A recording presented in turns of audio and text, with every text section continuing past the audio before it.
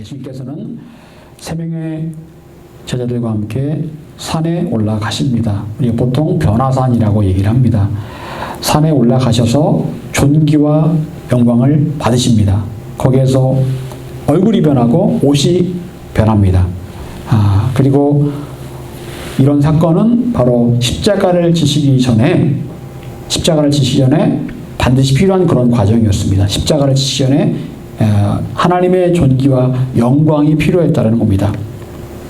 여러분, 그 시간에, 그 동일한 시간에 산 밑에 있던 나머지 제자들에게는 어떤 일이 있었을까요? 예수님께서 3명을 데려가셨기 때문에 나머지 9명이 산 밑에 남아 있었습니다. 자, 3명의 제자가 예수님을 기다리고 있는데 그 9명의 제자에게 한 아버지가 찾아옵니다. 그 아버지는 간질병에 걸린 아들을 둔 아버지였습니다. 여러분, 간질이 무엇입니까? 우리가 보통 전문용어로 뇌전증이라고 얘기를 하죠. 여러분, 간질 걸린 사람 보셨습니까? 제가 예전에 있던 교회, 사역했던 교회에 한 청년이 간질이었습니다. 근데 이 청년은 간질이 정말 심해요. 심해가지고, 날씨가 이런 날씨 있잖아요. 이렇게 요즘 같은 날씨, 해도 안 뜨고 약간 찹찹하고 좀 이런 날씨 있잖아요. 이런 날씨에 발작이 잘 일어나요. 그래가지고, 제가 보니까 1시간 안에 1시간 동안 한 발작이 한 5번은 난 것 같아요. 계속 쓰러집니다. 계속 쓰러져요. 쓰러지는데 그 청년은 그래도 이렇게 혀를 이렇게 거품 물고 그러진 않는데, 쓰러지면 조용히 이렇게 이제 한쪽으로 이렇게 몸을 잘 똑바로 펴놓으면 조금 있으면 일어나요. 이제 그 청년한테, 야, 이런 날에는 오지 마라. 이런 날에는 좀 집에서 좀 쉬어라. 그래도 교회가 좋다고 교회로 와요. 그 친구가. 멀리, 집도 먼데. 어쨌든, 그런 간질병에 걸린 아버지가 예수님을 찾아옵니다. 그런데 예수님이 안 계신 거예요. 그래서 예수님 대신 그 9명의 제자들에게 자기 아들의 간질을 좀 고쳐달라고 요청을 합니다. 결과는 어땠을까요? 9명의 제자들이 아무리 기도하고 선포한들 간질은 낫지 않았습니다. 그러는 가운데 예수님께서 변화산에서 내려오십니다. 오자마자 그 아버지는 예수님께 자기의 아들의 상태를 말합니다. 물에도 넘어지고 불에도 넘어지고, 그런데 제자들이 우리 아들을 고치지 못했습니다 라고 그렇게 말합니다. 그때 예수님께서 뭐라 말씀하십니까? 17절에 우리 중요한 말씀이니까 함께 같이 읽어보겠습니다. 17절. 자, 시작. 예수께서 덕분을 주시되 믿음이 없고 폐역한 주되어 내가 얼마나 너희와 함께 있으며 얼마나 너희에게 청하며 그를 이리로 데려오라 하십니다. 아멘. 예수님께서는 중요한 말씀을 하십니다. 먼저 책망의 말씀을 2가지 하십니다. 어떤 책망 하셨습니까? 하나는 믿음이 없다는 것입니다.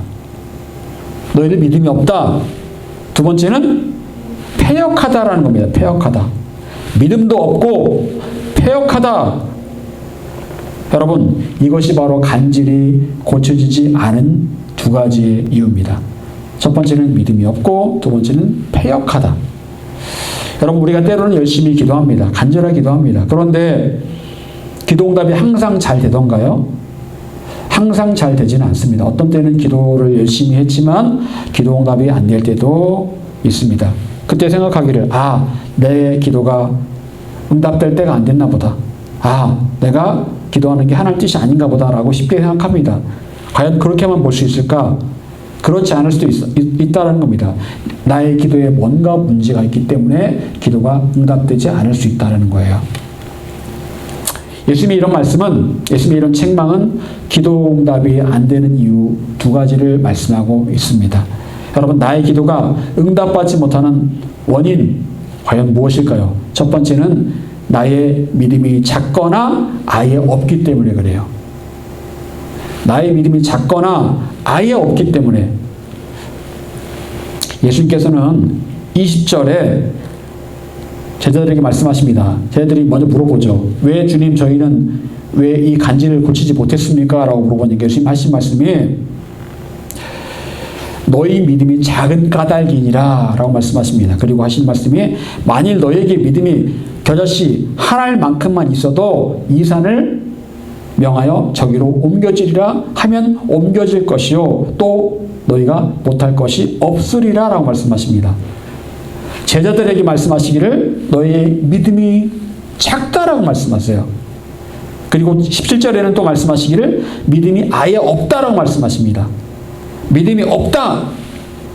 믿음이 작다. 여러분, 이거는 제자들에게 하신 말씀입니다. 이 책망은 제자들에게 하신 말씀이에요. 여러분, 제자들의 믿음의 상태는 믿음이 아예 없거나 믿음이 굉장히 작은 상태. 그리고 그 믿음이 얼마나 작은지 표현하시기를 겨자씨 한 알보다 작다. 여러분, 겨자씨 보셨습니까?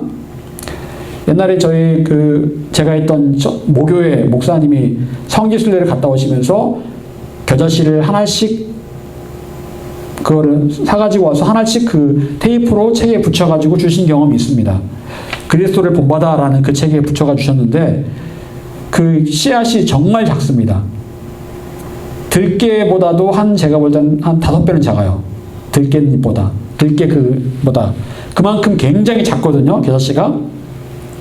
그런데 예수님 말씀하시기를 그 겨자씨보다도 작다. 겨자씨만큼만 있어도 산을 옮길 수 있다라고 말씀하십니다. 그런데 제자들의 믿음이, 예수님의 제자들의 믿음이 겨자씨보다도 작다라고 말씀하십니다. 그러고 또 말씀하시기를 아예 없는 것 같다라고 말씀하십니다.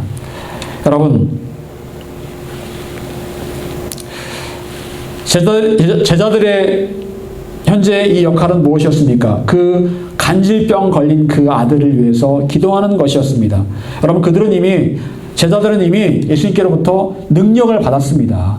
병 고치는 능력도 받았고 귀신을 내쫓는 능력도 이미 받았습니다. 성경에 분명히 나와 있습니다. 이미 받았어요. 그리고 자기의 능력을 동원해서 지금 열심히 귀신이나 열심히 그 질병이 떠나가기를 위해서 기도합니다. 그런데 아무 일도 일어나지 않았습니다. 여러분, 제자들의 문제는 어디에 있었을까요? 여러분, 지금 제자들의 마음 상태는 어땠을까요? 그 당시의 마음 상태 어땠을까요? 아마 제자들의 마음은 예수님께서 3명의 제자들과 함께 산에 올라가셨는데 우리는 왜 못 갔을까? 우리는 왜 안 데리고 가시지? 누구는 가고 누구는 왜 그냥 두고 가시지? 라고 생각을 하고 있었지 않을까? 라고 생각을 합니다. 왜 우리는 뒷전이지? 우리는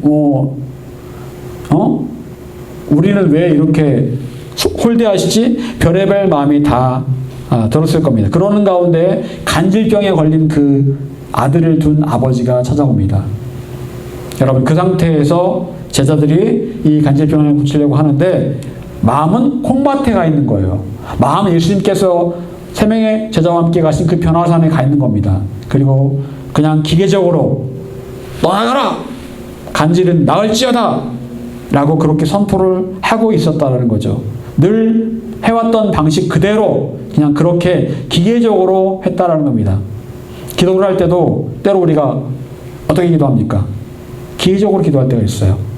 그냥 믿음을 가지고 기도하는 게 아니고 그냥 늘 하던 것처럼. 여러분, 우리 때로 식사 기도할 때 어때요? 좀 아무 생각 없이 그냥 버릇처럼 그렇게 기도할 때 있죠. 이들이 지금 바로 그런 상태로 기도하고 있었다라고 볼 수가 있다라는 거예요. 그냥 늘 그렇게 해왔듯이 내가 능력 받았으니까 그냥 귀신아 떠나가라! 이렇게 그냥 기계적으로 그렇게 기도를 그냥 입으로만 그렇게 기도하고 있는 상태. 믿음이 아예 없거나 겨자씨보다도 작은 믿음으로 그렇게 기도를 하고 있었다는 겁니다. 여러분, 기도하는 사람에게 가장 중요한 것이 무엇입니까? 기도하는 사람이 가장 중요한 것은 바로 믿음이에요. 믿음으로 기도하는 겁니다. 예수님께 뭐라고 말씀하셨습니까? 믿음으로 기도하면 이루어지지 않을 것이 아무것도 없다라고 말씀하셨어요. 우리 기도가 왜 응답되지 않습니까? 믿음이 없기 때문에 그래요. 믿음이 없기 때문에 그래요. 기계적으로 그냥 입만 중얼중얼 하는 거예요. 여러분, 믿음은 무엇이라겠습니까? 바라는 것들의 실상이라고 성경은 분명히 말씀하고 있습니다. 내가 바라는 것, 바라는 것의 실제 모습이 바로 믿음이라고 말씀하고 있는 거예요. 자, 쉽게 말하면 내가 기도하고 있다면 그것들을 내 머릿속에 내가 생각하고 품고 상상하면서 기도하라는 거예요. 단지 그냥 입으로만 그냥 중얼중얼 하는 게 아니고 그렇게 될 것을 믿으면서 머릿속에 그리면서 그렇게 기도를 하라는 겁니다. 여러분, 서울대 들어가기를 원한다면 서울대를 한번 가보고 서울대를 꿈꾸면서 그렇게 기도를 하면, 그렇게 공부를 하면 서울대를 갈 수 있을지도 모르겠습니다. 옛날에 김영삼 대통령이 대통령 되기 전에 고등학교 시절에 그랬다고 그러죠. 미래의 대통령 김영삼 해가지고 그 글자를 써서 본인 책상에 붙여놨다고 합니다. 미래의 대통령 김영삼. 실제로 대통령이 됐잖아요. 여러분, 그 내가 꿈꾸는 것을, 내가 바라는 것들을 기도만 하는 것이 아니라 정말 실제로 머릿속에 그려보면서 그렇게 믿으면서 그렇게 기도를 하는 게 너무너무 중요하다는 겁니다. 그리고 그렇게 믿고 있다면 믿은 대로 행동하는 거예요. 그런데 많은 사람들이 기도는 하지만 그저 입만 뻥긋뻥긋하면서 그 기도 시간을 그냥 그렇게 보내고 있다는 겁니다. 많은 여러분 기복신앙 가진 사람들이 어떻게 기도합니까? 그렇게 기도를 하죠. 정화수 하나 한 그릇 떠놓고 장독대에 떠놓고 달 보면서 그냥 무조건 비는 겁니다. 우리 아들 잘 되게 해주세요. 우리 아들 잘 되게 해주세요. 돈 많이 벌게 해주세요. 그냥 비는 거예요. 기계적으로요. 그런 믿음으로는 그건 믿음이 아니에요. 그런 모습으로는 절대로 기도응답이 안 된다라는 겁니다. 하나님께는 그렇게 기도하는 게 아니에요. 여러분, 하나님께서는 꿈과 이상으로 우리에게 보여주시는 하나님이십니다. 그리고 그 꿈과 이상을 품고 기도할 때 현실이 되는 것을 보게 하시는 하나님이세요.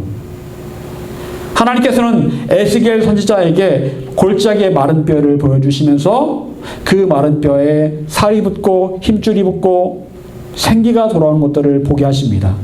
환상이었어요. 그런데 실제로 그런 일이 나중에 벌어지게 됩니다. 이스라엘의 회복을 하나님께서 그 환상 가운데 보여주신 거예요. 그리고 그런 일이 실제로 일어나게 됩니다. 여러분, 믿음이란 무엇입니까? 믿음이란 내가 기도하는 것을 마음으로 구체적으로 품고 기도하는 게 바로 믿음이에요. 그렇게 될 것을 정말 믿는 거예요. 제자들은 간질에 걸린 아들을 위해 기도할 때 어떻게 기도했어야 했습니까? 기계적으로 입만 간질이 나을지어다 이렇게만 하는 것이 아니라 정말 간질이 실제로 낫는 것을 확신을 가지고 머릿속으로 그리면서 믿음으로 선포했어야 합니다. 그런데 마음은 콩밭에 가 있는데 그게 되겠습니까? 여러분, 만약 제자들이 그 상황에서 온전한 믿음으로 기도했다면 제자들이 알아챌 수 있는 것이 있었을 겁니다. 그것은 바로 그 간질이 단순한 병이 아니라 귀신 들려 생긴 문제다라는 것. 그런데 그것들을 제자들은 몰랐습니다. 나중에 예수님께서 보시고 귀신이 떠나가도록 선포하십니다. 병의 근원은 귀신이었는데 제자들이 그걸 몰랐어요. 왜?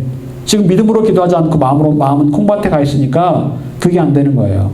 여러분, 기도할 때 믿음으로 기도한다는 것은 전심으로 마음을 다해서 머릿속으로 그리면서 그렇게 기도하는 겁니다. 조영기 목사님이 4차원의 영성이라는 책을 지으셨는데 그게 바로 이런 내용이에요. 4차원의 영성, 내가 마음으로 꿈꾸면서 그리면서 그렇게 기도하라는 겁니다. 여러분, 9명의 제자들은 그 질병의 근원조차도 몰랐습니다. 그것은 바로 제자들의 믿음이 기계적인 믿음이었기 때문에 그래요. 입만 뻥끗거린 그런 기도였기 때문에 그렇습니다. 여러분, 믿음은요, 기계적인 게 아니에요. 정화서 떠놓고 무조건 비는 그런 기복적인 그런 기도, 그게 아니고요. 믿음은요, 유기적인 겁니다. 유기적이라는 것은 그 믿음의 대상이신 하나님과의 깊은 관계를 통한 하나님의 말씀하심을 들을 수 있는 소통이어야 합니다. 1시간 기도했는데 여전히 허무해요? 기도 잘못한 겁니다. 기도했는데 하나님과의 소통이 있고 하나님 음성을 듣고 그런 기도를 했다면 기도를 단 10분을 했다 할지라도 마음이 기쁘고 회복이 됩니다. 그런데 1시간, 2시간, 3시간을 기도해도 마음이 허무하다고요? 기계적인 기도를 한 거예요. 믿음 없이 기도한 겁니다. 그냥 입으로만 기도한 거예요. 여러분, 하나님께서는 우리와 소통하기를 원하고 계십니다. 그래서 어떤 문제에 대해서 가르쳐 주시고 그 문제에 대한 해결 방법을 말씀해 주기 원하십니다. 우리는 매 순간 유기적으로 하나님의 음성을 들을 준비가 되어 있어야 돼요. 여러분, 믿음은 마치 태권도 단을 따듯이 그냥 따는 게 아닙니다. 10년 지나면 믿음 생기고 20년 지나면 믿음 생기고 이거 아니에요. 믿음의 사람은 늘 하나님과 소통하며 유기적으로 하나님의 음성을 듣고 하나님께서 가르쳐 주시는 것을 선포할 수 있는 사람이어야 합니다.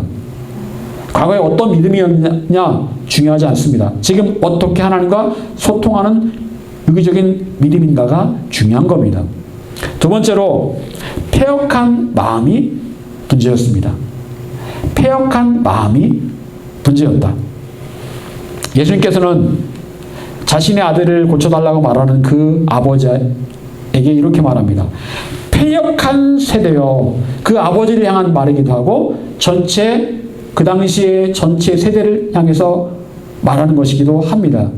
여러분, 우리가 아무리 기도해도 하나님께서 응답하시지 않는 이유 가운데 하나는 바로 우리의 패역한 마음 때문입니다. 패역하다라는 게 무슨 말입니까? 평소에 쓰는 말은 아니죠. 패역하다, 이 말은 원래 뜻이 왜곡되었다, 타락했다라는 겁니다. 왜곡되었다, 타락했다. 원래 A가 있는데 A에서 벗어나서 B가 돼버린 거예요. 원래는 이거였는데 지금 이상하게 변질이 된 겁니다. 그게 바로 패역했다라는 거예요. 여러분, 왜 예수님께서는 간질 걸린 아들을 둔 아버지에게 패역하다라고 말씀하셨을까? 패역하다라는 것은 한 사람이 아닌 또한 패역한 세대라고 말씀하십니다. 패역한 세대, 전반적인 사람들의 상태가 패역하다. 예수님께서는 당시 사람들의 마음에는 옳지 못하고 어그러지고 왜곡되고 타락한 마음들이 가득하라고 보신 겁니다. 여러분, 간질 걸린 아들을 둔 아버지는 예수님에 대한 소문을 들었습니다. 그리고 예수님이라면 자기의 아들을 고쳐주실 것이라는 믿음이 있었습니다. 그런데 예수님께서 계시지 않았고 제자들만 있으니까 똥 대신 닭이라고 제자들에게라도 어떻게 한번 좀 해보라고 요청을 한 겁니다. 하지만 제자들이 병을 고치지 못하자 대번에 예수님을 보자마자 제자들은 고치지 못했다고 말합니다. 이러는 거예요, 지금. 당신의 제자들은 능력이 없습니다. 당신이 좀 해주셔야 될 것 같습니다. 라고 말하는 거예요. 여러분, 이 아버지의 마음에는 단지 표적, 눈에 보이는 그 기적, 그 자체, 즉 어떤 결과만을 원하는 그런 마음이 있었습니다. 당장 한번 어떻게 해보세요. 당장 어떻게 한번 보여주세요. 근데 제자들은 아무것도 보이지 못했습니다. 마음 한구석에 약간 제자들을 약간은 무시하는 마음이 있는 거예요. 제자들은 능력이 없습니다. 당신이 하셔야 됩니다. 무시하는 마음이 있었습니다. 여러분, 그 아버지의 마음에는 순수하지 못한 마음이 있었습니다. 어떤 표적, 어떤 결과만을 원하는 마음이 그 마음이 있었다라는 거예요. 한마디로 그 아버지의 눈에는 어떤 결과 그 자체만 중요했다는 겁니다. 여러분, 우리 기도할 때 어떻게 해요? 하나님, 이거 응답해 주세요. 딱 그 결과만 원합니다. 그리고 그 결과 안 나오면 어떻게 해요? 하나님 원망합니다. 실망합니다. 하나님 이거 해주세요 했는데 안 돼. 야, 하나님 안 계신 거 아니야? 하나님 이번에 저 100점 맞게 해주세요. 학생이 그렇게 기도합니다. 그런데 95점 맞으면 하나님 어떻게 이럴 수가 있습니까? 100점 달라고 했는데. 저도 마찬가지입니다. 그럼 우리가 그런 마음 있잖아요. 내가 딱 원하는 그 결과, 그것만 바라고 있다는 거예요. 그런데 그런 믿음이 어떤 믿음이라고요? 패역한 믿음이라는 거예요. 결과만을 바라는 내가 원하는 그 결과만을 바라는 그 잘못된 믿음, 눈에 보이는 뭔가가 있기를 원하는 그 마음, 패역한 마음이라는 거예요. 그런 마음으로 기도하면 기도 응답이 안 된다라는 겁니다. 여러분, 이스라엘 그 어떤 사람보다 믿음이 좋다라고 인정받았던 사람은 누구였습니까? 백부장이었어요. 100명의 군사를 거느린 군대 중대장급 지휘관 백부장이라는 사람이 있었는데 그 사람의 믿음이 최고였습니다. 예수님께서 그렇게 말씀하셨어요. 이스라엘 중에 이만한 믿음을 보지 못했다고 말씀하셨습니다. 백부장이 어떤 믿음이었습니까? 자기 하인이 병에 걸립니다. 그래서 그 주인인 백부장이 직접 하인의 병을 예수님께로부터 고침받기 위해서 직접 찾아옵니다. 그리고 예수님께서 그래 너희 집에 가자, 내가 가서 고쳐줄게 라고 말씀하시는데 백부장이 뭐라고 말합니까? 주님, 그럴 필요 없습니다. 말씀만 하십시오. 말씀만 하셔도 지금 이 자리에서 나으라고 말씀 안 하셔도 낫습니다. 그럼 예수님께 놀라십니다. 야, 이런 믿음이 없었는데 정말 이스라엘 가운데 이만한 믿음이 없구나. 백부장은요, 그냥 누가 예수님 오시든 뭐 말씀만 하시든 아무 상관이 없습니다. 눈앞에 계시지 않아도 말씀만 하셔도 된다고 믿는 그 믿음, 그게 진짜 믿음이라는 거예요. 여러분, 사람들은 어떤 목회자가 병을 고친다고 하면 그 목회자에게만 가서 안수를 받으려고 합니다. 그래서 치유 집회 있으면 어떻게든지 거기 가려고 합니다. 가서 헌금하고 또 안수 받으려고 해요. 이 사람만 고칠 수 있다는 그런 마음이 있습니다. 다른 사람이 기도해주면 별로 안 좋아해요. 난 저 목사님한테 기도받고 싶은데. 여러분, 어린아이들은요, 어른들이 말하는 것은 다 믿습니다. 호랑이가 꽃감 무서운다고 하면 그런가 보다 생각하고, 산타클로스가 있다고 말하면 그런가 보다 합니다. 의심하지 않습니다. 순수해요. 있는 그대로 받아들입니다. 백부장의 믿음이 바로 그런 믿음이었어요. 그런 순수한 마음을 가지고 있었습니다. 그런데 당시 많은 사람들은 표적, 즉 눈에 보이는 그 기적만을 믿으려고 했습니다. 그래서 바리새인들도 예수님을 찾아와 기적을 한번 보여라. 예수님께서 그들의 기적을 보이지 않으십니다. 그리고 말씀하시기를 패역한 세대라고 말씀하십니다. 이 패역한 것들아, 너희들은 표적만 원하냐? 눈에 보이는 결과만 원하느냐? 너희들이 원하는 그 결과만 원하느냐? 그리고 아무 표적도 보이지 않으셨습니다. 여러분, 우리의 마음은 순수해야 됩니다. 있는 그대로 믿고 따르려는 마음이 있어야 합니다. 요즘 시대는 학생들에게 비판적인 사고를 가르칩니다. 비판적인 사고, 무조건 의심해 와라. 그래서 대뜸 하는 말이 왜요? 이렇게 물어본다는 거 아니에요? 그러니까 예전에는 어떤 말을 딱 들으면 그냥 예 했는데 요즘은 그냥 왜요? 예 대신에 왜요가 나온다고 하죠. 그런 사고방식을 갖고 있다면 성경이 믿어질까요? 하나도 안 믿어질 겁니다. 성경은 거짓말로 가득한 책이 되어버리고 마는 거예요. 왜? 내가 생각해 볼 때 이성적으로 안 맞거든요. 여러분, 옳지 않은 것에 대한 비판적인 사고는 좋습니다. 하지만 하나님 말씀에 대한 태도는 비판적인 마음이 아니라 순수하게 받아들이고자 하는 마음이 필요한 거예요. 순수함이 필요합니다. 있는 그대로 받아들이는 마음이 필요합니다. 결과 그 자체만, 내가 원하는 결과 그 자체만을 바라는 그런 마음이 아니라 하나님의 뜻을 볼 줄 아는 그런 마음이 필요하다는 거예요. 하나님 뜻이 무엇일까? 나는 이렇게 기도하지만 하나님의 뜻은 어디에 있을까? 여러분, 어떤 사람들은 이스라엘 사람들이 건넜던 바다를 갈대라고 말합니다. 갈대. 홍해가 아니고 갈대라고 말합니다. 갈대 바다라고 말해야 이성적으로 건널 수 있잖아요. 어떻게 바닷물을 건너갑니까? 여러분, 그런데 그 바다가 갈대 바다였다면 어떻게 바닷물이 벽이 되고 어떻게 애굽 군사들이 물에 빠져 죽었겠습니까? 말이 안 되는 거잖아요.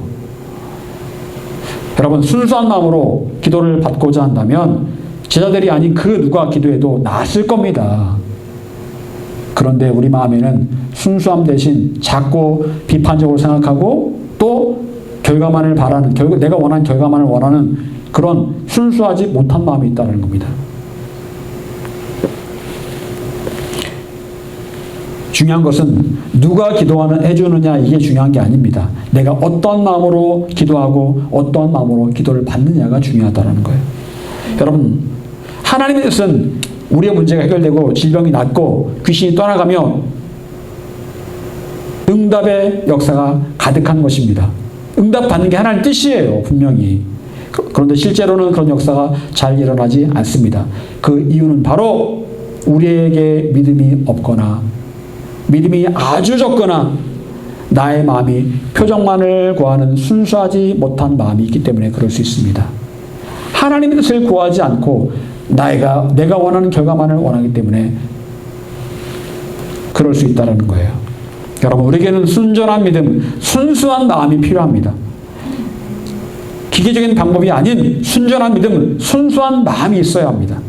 여러분, 이런 믿음, 이런 마음을 구하며 하나님께 더 가까이 나아가시기 바랍니다. 하나님께서 이런 순전한 믿음, 순수한 마음으로 채워주시기를 간절히 축원합니다. 기도하겠습니다.